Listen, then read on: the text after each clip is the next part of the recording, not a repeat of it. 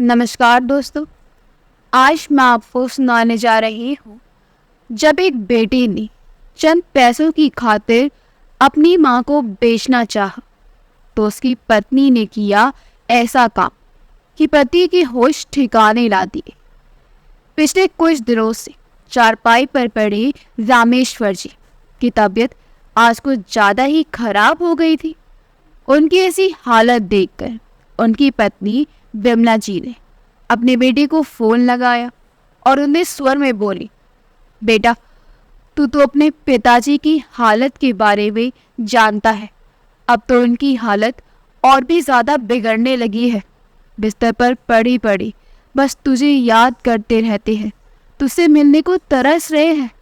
हो सके तो थोड़ा सा समय निकाल कर अपने बाबूजी से मिलने आ जाओ।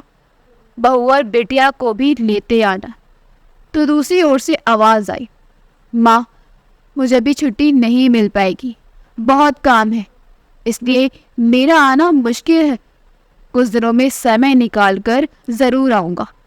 बेटी का कोरा सा जवाब पाकर विमला जी निराशा से भर उठी। शून्य में निहारते हुए उनकी आंखें भर आई। उनका उदास चेहरा देखकर रामेश्वर जी के चेहरे पर भी निराशा के भाव उफान मारने लगी। उनकी आंखों से आंसू टपक कर उनकी तकिया को भिगो गए। 70 वर्षीय रामेश्वर जी, जो कि कैंसर जैसी गंभीर बीमारी से पीड़ित थे, बिस्तर पर पड़े हुए अपने जीवन के अंतिम दिनों को जैसे तैसे काट रहे थे। विमला जी और रामेश्वर जी अपने बेटे और बहू से दूर अपने पुश्तैनी गांव में ही रहते हैं। उनका बेटा राहुल, जो कि शहर में नौकरी करता है, शादी के बाद से शहर में ही बस गया था, जहां वो अपनी पत्नी सीमा और 10 वर्षीय बेटी के साथ रहता है। गांव के मकान में कुल 2 जन ही रह गए थे, एक विमला जी और दूसरे रामेश्वर जी। रामेश्वर जी के गांव में भी खेती थी, जिसके बल पर वह अपने परिवार का भरण पोषण करते आए थे। माता पिता दोनों ने अपना पेट काट कर अपनी औलाद को अच्छा जीवन दिया और अपने बेटी को पढ़ा लिखा कर इस मुकाम तक पहुंचाया था कि वो आज सर उठाकर जी सके। अपने परिवार को एक बेहतरीन जिंदगी देने के लिए उन्होंने अपनी सारी उम्र मेहनत करने में लगा दी। बड़े अरमानों के साथ अपने इकलौते बेटे का ब्याह रचाया था। फिर उम्र के साथ साथ उनके शरीर की ताकत कम होने लगी, जिसके कारण अपने खेतों में काम करने से लाचार हो गए और अपनी ज़मीन को ठेके पर दे दिया। परंतु समय के साथ साथ उनकी हालत ज़्यादा बिगड़ती गई तो पता चला कि वह इस गंभीर बीमारी से जूझ रहे हैं। बीमारी के इलाज में उनकी सारी बचत खत्म हो गई थी, यहाँ तक कि उनके खेत भी बिक गए थे। ये देखकर पुश्तैनी मकान ही अब उनके पास बचा था। पहले उनका बेटा जमीन के ठेके से आने वाली रकम हासिल करने के लिए कम से कम सालों में 2 बार तो आ जाया करता था, परंतु जब से उनकी ज़मीन बिकी तब से उसने अपने माता पिता के पास आना तो दूर, उन्हें फ़ोन करना तक छोड़ दिया था। हालांकि उनकी बहू के दिल में उनके प्रति सहानुभूति थी और कभी कभार उनका हालचाल जानने के लिए फ़ोन कर दिया करती थी। अक्सर विमला जी अपने बेटी को फ़ोन लगाकर उसे आने को कहती, परंतु हमेशा उसका एक ही जवाब होता कि मैं अभी व्यस्त हूँ। उम्र के इस पड़ाव पर आकर हालत ऐसे हो गई थी कि अब तो बेटे का चेहरा देखने को भी वह लोग तरस गए थे। आज जब शाम हुई तो अचानक रामेश्वर जी ने कहा, विमला जी मन बहुत मचल रहा है।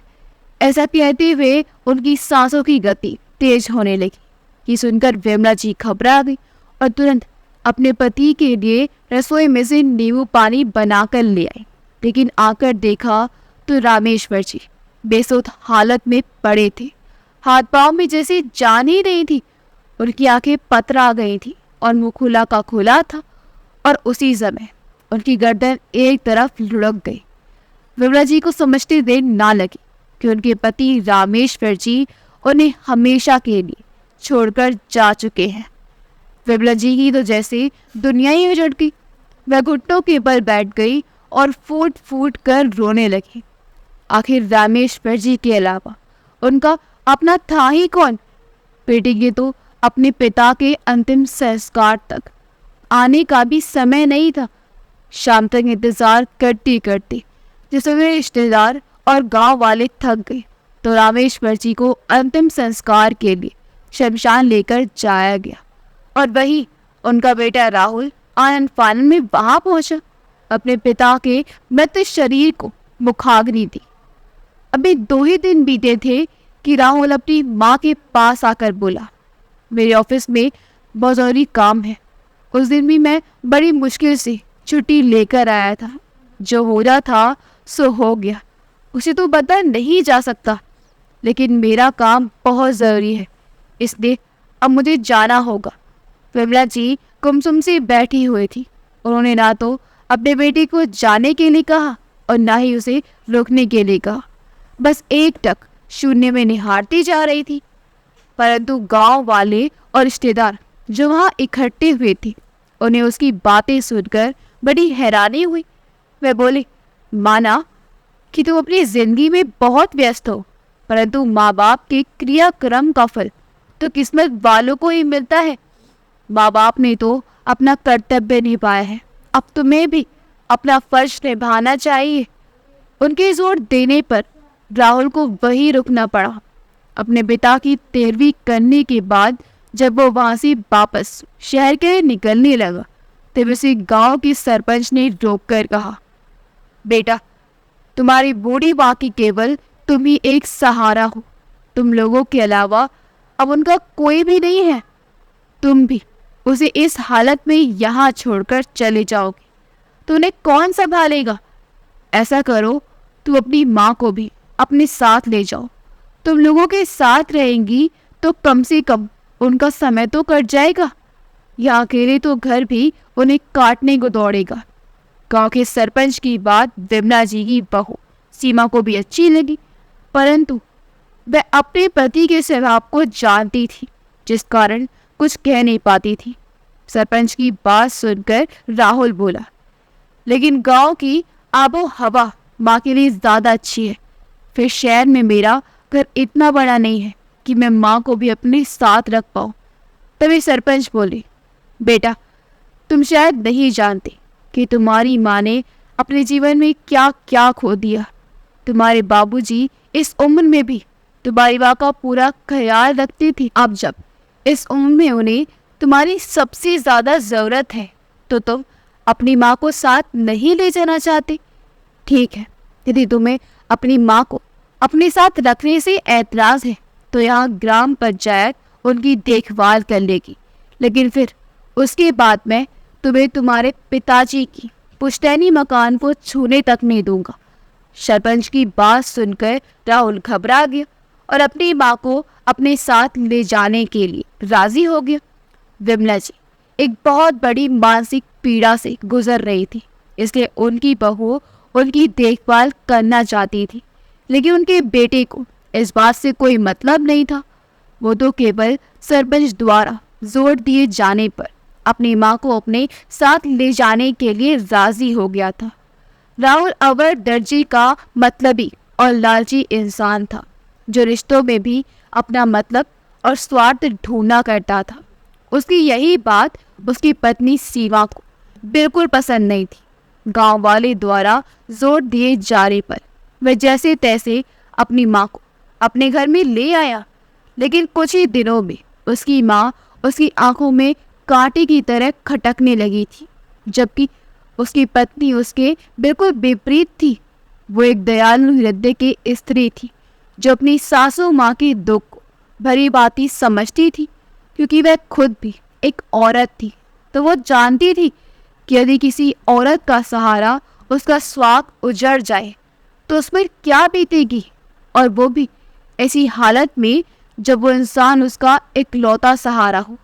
परंतु वो अच्छी तरह से जानती थी कि उसका पति कितना लालची व्यक्ति है और पैसों के लिए किस हद तक जा सकता है, इसलिए वह चुप रहने पर मजबूर थी, परंतु अपनी सास माँ का पूरा ख्याल रखती थी। विमला जी को बेटे के पास आए। पूरे 1 महीना हो चुका था और जब राहुल ने पूरे महीने के खर्चा का हिसाब लगाया तो उसके होश उड़ गई। बिजली के बिल को लेकर चिल्लाता हुआ आया और बोला, सीमा, आखिर तो पूरा दिन करती क्या हो? घर में अगर एक एसी लगवाए है तो क्या सारा दिन उसकी हवाई खाती रहती हो? जो इतना बिल आया है और राशन पर भी कितना खर्चा होने लगा है, पूरे 2000 ज्यादा खर्च हुए हैं इस बार। तभी सीमा बोली, इतनी जोर जोर से क्यों चिल्ला रहे हो? अरे माँ जी गाँव से आई है तो वैसे भी अगर 2000 का खर्च पड़ भी गया तो कौन सा आसमान टूट पड़ा? इतनी कंजूसी अच्छी बात तो नहीं। और फिर इसमें से 1000 तो गांव जाने और आने के किराए में खर्च हुए थे। सुनिए जी, वो आपकी माँ है और अब वो हमारे साथ है तो हमें उनकी ज़रूरत का ध्यान रखना चाहिए। और आप हैं कि अपने थोड़े से खर्चे पर चिल्लाने लगे। चिल्लाओ नहीं तो और क्या करूं? पैसे कोई पेड़ पर नहीं लगते।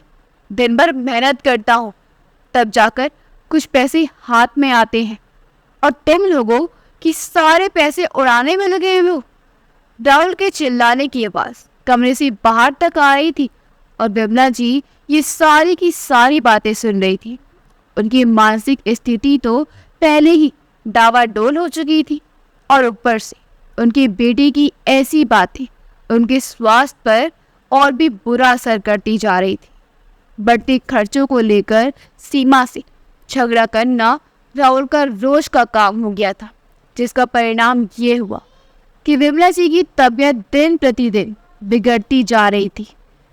तो सीमा अपनी सास का पूरा ध्यान रख रही थी, परंतु राहुल को अपनी माँ से जैसी कोई मतलब ही नहीं था। उसे तो केवल और केवल अपने पैसों को ही पड़ी थी। अपनी सासू माँ की बिगड़ती तबीयत को देखते हुए एक दिन सीमा ने अपने पति राहुल से कहा कि माँ जी को किसी अच्छे डॉक्टर के पास दिखा लो।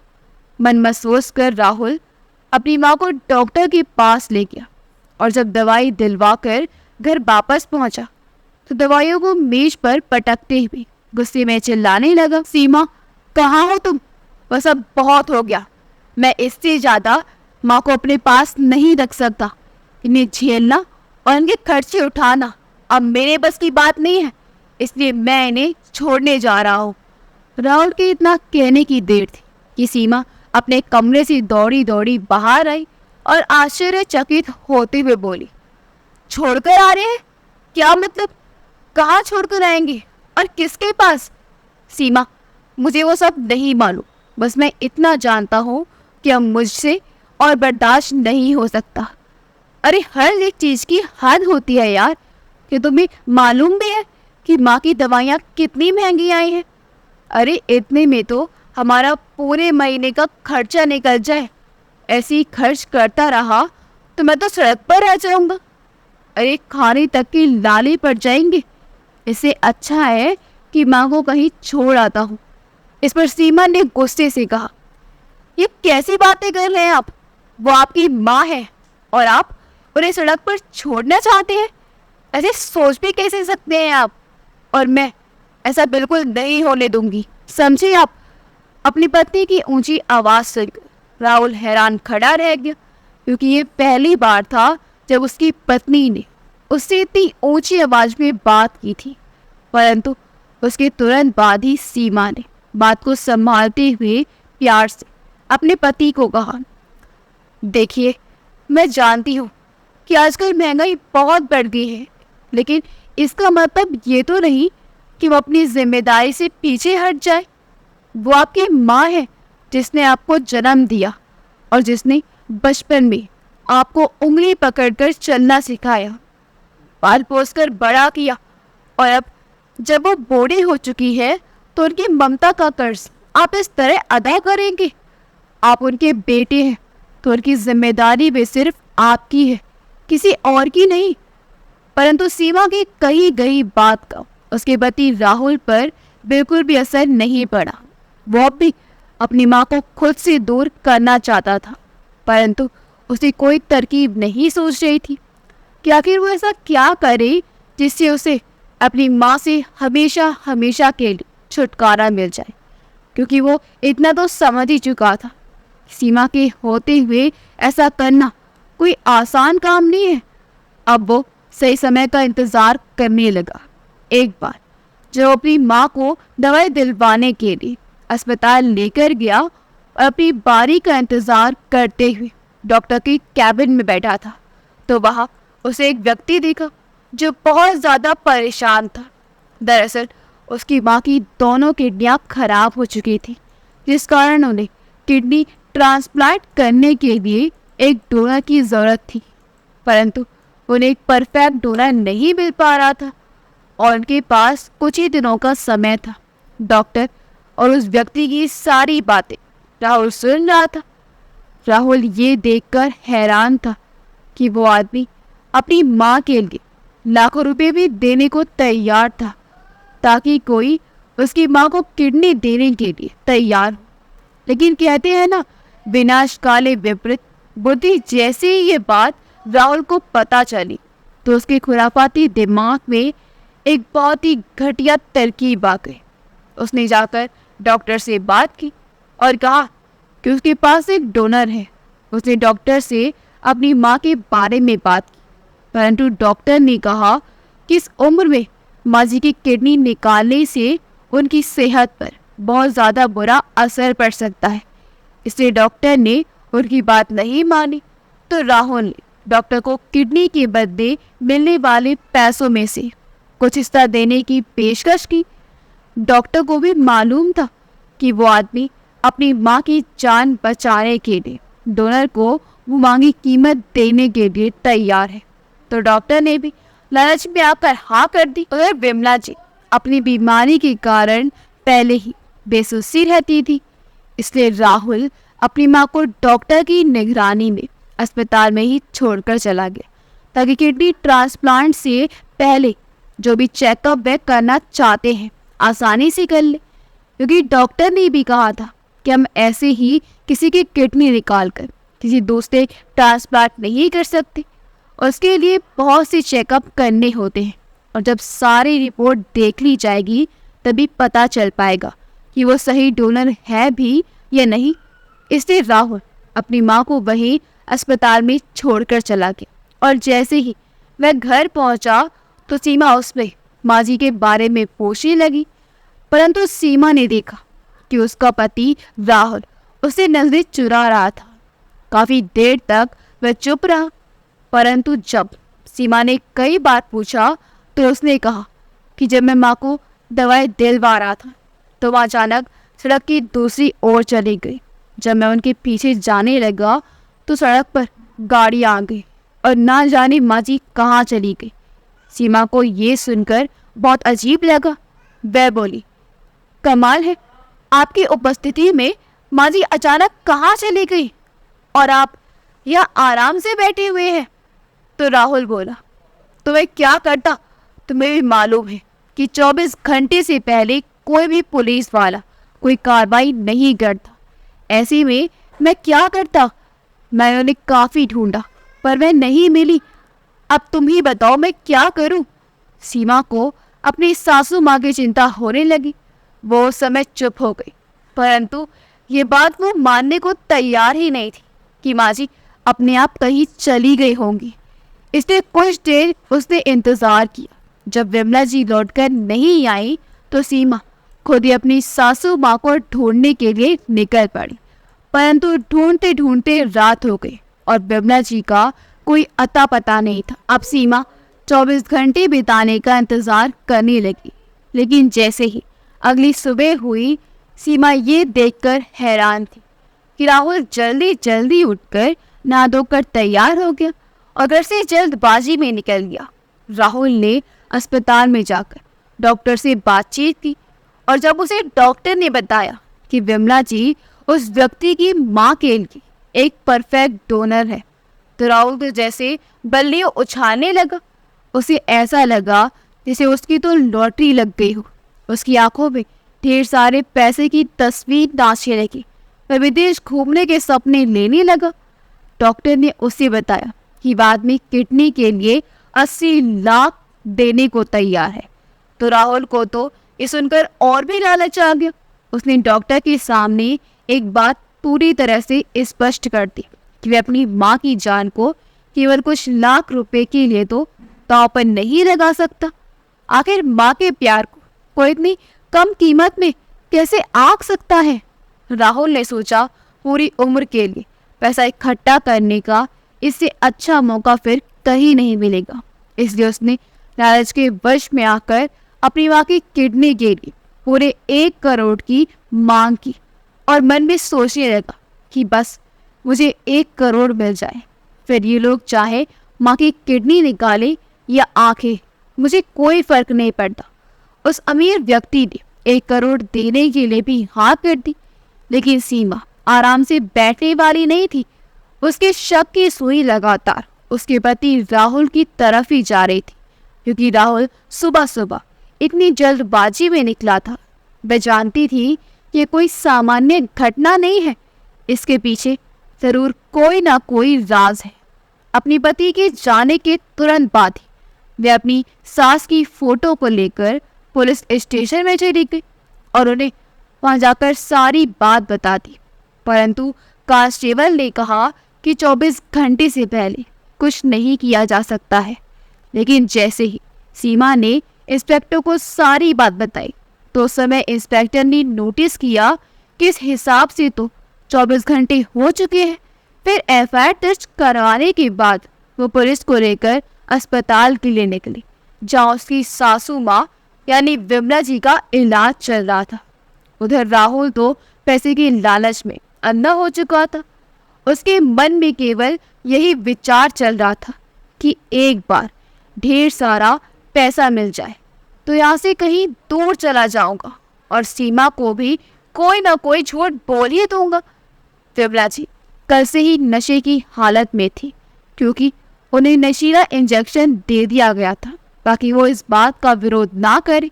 अब उन्हें ऑपरेशन थिएटर में ले जाया जा रहा था कि तभी अस्पताल में सीमा कुछ पुलिस तो वालों के साथ पहुंची और फिर भाग गई जहां उसकी सासू माँ की दवाई मिलती थी। लेकिन वहां पर कोई नहीं था, डॉक्टर भी छुट्टी पर था। सीमा ने वहीं बैठी हुई एक नर्स से डॉक्टर के बारे में पता किया तो नर्स ने बताया कि डॉक्टर तो कई दिनों से छुट्टी पर है। फिर सीमा ने अपनी सास का फोटो दिखाकर नर्स से उसके बारे में पूछा तो नर्स बोली, जी हाँ, ये औरत तो कल यह दवाई लेने के लिए आई थी, उनके साथ एक आदमी भी था। वो कुछ देर यहाँ रुकी थी, परंतु वो आदमी फिर दूसरे डॉक्टर से मिलने के लिए चला गया था। लेकिन उसके बाद मुझे नहीं मालूम कि वो आदमी और औरत वो दोनों कहाँ गए, क्योंकि मेरी छुट्टी का समय हो गया। मेरी जगह जिस नर्स की ड्यूटी थी शायद वो इस बारे में आपको बता पाए। सीमा ने दूसरी डॉक्टर के बारे में पूछा और उसे मिलने गई। वहाँ जाकर देखा कि डॉक्टर नहीं था। रिसेप्शन पर पता किया तो मालूम पड़ा कि डॉक्टर तो किडनी ट्रांसप्लांट करने के लिए अपनी टीम के साथ ऑपरेशन थिएटर में गए हैं। सीमा को किसी अनहोनी का अंदेशा तो पहले ही था। बिना कुछ सोची समझे वो ऑपरेशन थिएटर की तरफ दौड़ पड़ी। वहां पहुंचकर देखा कि बाहर कुर्सी पर एक आदमी बैठा हुआ था जो कि बहुत परेशान लग रहा था और वहीं बाहर एक और नर्स खड़ी थी। सीमा ने जैसे ही उस नर्स को अपनी सासू माँ की फोटो दिखाई तो उस आदमी की नज़र भी उस फोटो की तरफ पड़ी और वो आदमी तो चौंक गया और बौखला गया और वे ऑपरेशन थिएटर की ओर देखने लगा। दरअसल वो आदमी उस औरत का छोटा बेटा था जिसे विमला जी की किडनी लगाई जा रही थी। सीमा का शक अब और भी पक्का हो गया था। वह दौड़ती हुई ऑपरेशन थिएटर की तरफ गई और दरवाज़ा पीटना शुरू कर दिया। सीमा के पीछे पीछे पुलिस भी वहां तक पहुंच गई। पुलिस ने दरवाज़ा खुलवाया और सीमा पुलिस के साथ ऑपरेशन थिएटर के अंदर गई। परंतु जब वहां जाकर देखा तो उसकी आंखें फटी की फटी रह गई। उसकी सासू माँ की किडनी निकालने की पूरी तैयारी हो चुकी थी और वो बेचारी तो बेहोशी की हालत में पड़ी हुई थी। उन्हें तो अंदाज़ा भी नहीं था कि उनका अपना इकलौता बेटा उनके साथ आज क्या करने वाला था। कभी कंधे पर बैग लटकाए राहुल बाहर से आ रहा था, जिसके साथ वह अमीर आदमी भी था। राहुल ने जैसे ही वहां पे सीमा और पुलिस के साथ देखा तो वह घबरा गया और चालाकी दिखाते हुए वहां से भागने लगा। लेकिन अब उसकी और चालाकी यह नहीं चलने वाली थी। पुलिस वालों ने उसे वही दबोच लिया और उसे अपने साथ ले गए। साथ ही ऑपरेशन करने वाले डॉक्टर और उस अमीर व्यक्ति को भी अपने साथ ले गए, जिसने राहुल को इतने पैसे देकर उसकी मां की किडनी खरीदी थी। थाने में ले जाकर जब राहुल की अच्छी तरह से मरम्मत की गई तो उसने सब कुछ सच सच उगल दिया कि कैसे उस लालची इंसान ने पैसे के मोह में मां की ममता को भी कलंकित कर दिया था। केवल और केवल पैसे की खातिर अपनी जन्म देने वाली मां तक का भी सौदा कर दिया था। पूछताछ के बाद ये पता चला कि उस अमीर व्यक्ति का उस मामले में कोई दोष नहीं था, क्योंकि उसे तो ये तक मालूम नहीं था कि इस विषय में डॉक्टर की अपनी रजामंदी नहीं है, क्योंकि डॉक्टर ने उसे पूरी तरह से अपने विश्वास में ले लिया था। उधर सीमा अपनी सासू माँ को वहां से बाहर लेकर आई और उनके होश में आने का इंतजार करने लगी। जैसे ही विमला जी को होश आया तो सीमा उनके गले लग लग कर रोने लगी। विमला जी अभी तक पूरी तरह से ठीक नहीं हुई थी, लेकिन वो इतना समझ पा रही थी कि उनकी बहू बहुत दुखी है। विमला जी कराहते हुए कहने लगी, बेटी चुप हो जा, सब कुछ ठीक हो जाएगा, परमात्मा सब ठीक करेंगे। सीमा अपनी सास को लेकर अपने घर वापस चली गई और उनके अच्छे से ख्याल रखने लगी। अब उनकी हालत कुछ सुधर चुकी थी, परंतु रह रहकर उनके मन में एक ही ख्याल आ रहा था कि उनका बेटा राहुल कहाँ है। जब विमला जी ने अपने बेटे के बारे में पूछा तो अब सीमा अब उनसे वो सब बातें छुपा नहीं पाई। अस्पताल में हुई सारी घटना उन्हें बता दी। विमला जी ये सब बातें जानकर बहुत हैरान लगी और सोचने लगी कि क्या कमी थी उनकी परवरिश में जो उनका बेटा इस गलत रास्ते पर चल पड़ा। परंतु फिर दूसरी ओर अपनी बहू को देखती तो उनके मन में कुछ तसल्ली भी रहती। अपनी इस घिनौनी हरकत के कारण राहुल को 3 साल कैद की सजा मिली और वही डॉक्टर को जुर्माने के साथ साथ सस्पेंड भी कर दिया गया। समय बीतने के साथ साथ शांत और सुखद माहौल मिलने के कारण विमला जी का स्वास्थ्य भी अब अच्छे होने लगा था। वो धीरे धीरे ठीक होने लगी थी। उधर सीमा ने घर में रहते हुए ही ऑनलाइन जॉब करनी शुरू कर दी ताकि घर का खर्चा निकाल सके, क्योंकि वो अपनी सास को इस हालत में छोड़कर नहीं जाना चाहती थी। देखते ही देखते अब विमला जी बिल्कुल ठीक हो गई थी। 3 साल बीतने के बाद जब राहुल घर वापस आया तो वो पहले जैसा राहुल नहीं था। उसमें बहुत सारे बदलाव आ चुके थे। उसके चेहरे पर शर्मिंदगी के भाव थे और दिल में अपनी माँ और पति के प्रति इज्जत। राहुल के मन से अब पैसा पाने का लालच खत्म हो चुका था। अब वह लोग सुख से रह रहे थे। पैसे कम थे लेकिन सुकून और शांति इतनी थी जितनी आज तक उस घर में कभी नहीं रही होगी। अगर आपको हमारी कहानी अच्छी लगी हो तो हमारे वीडियो को लाइक करें, शेयर करें और हमारे चैनल योगी वॉइस को सब्सक्राइब कर दें। मिलते हैं अगली वीडियो में। आपका बहुत बहुत धन्यवाद।